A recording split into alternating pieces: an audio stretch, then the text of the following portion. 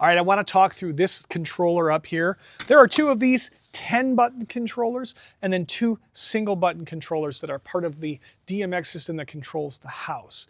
So on the 2-button controllers, the on button is really the same as scene 1, and the off button is also a scene 10, or it's off in here. So what I want you to understand about this is that we've got different looks that are assigned to the lighting system in our room that are controlled by this signal right here. So right now we have look number 1 on, and I'm going to change it to look number 2. And at the moment, you're going to notice both of these lights are on at once. Green. That's because this is additive. You can have 1 and 2 and 3 and all of them on at once, and it's going to take whatever the highest value is for whatever it's controlling.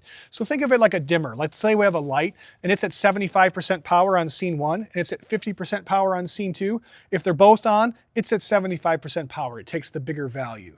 If I turn off number 1, we might get a different look, and I don't remember what's plugged into scene 2. There, you can see the screen lights up there turned off. Pay attention to up by the screen or behind those lights up there.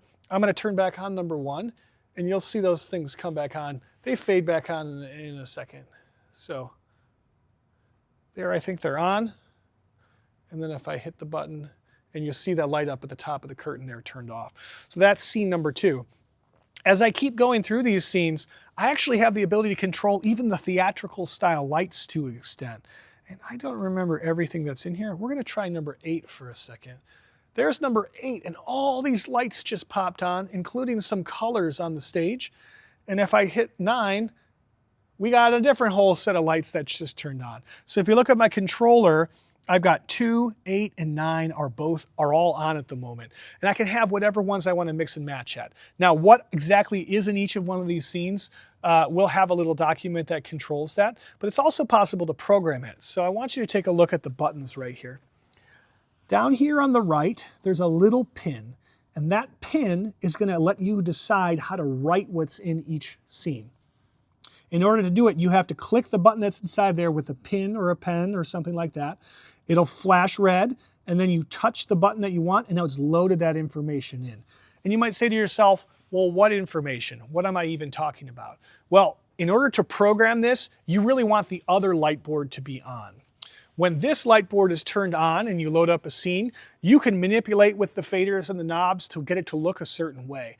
Then to save it as a preset, you'd come over here, hit that right button, store it to where you want, and have it turn on.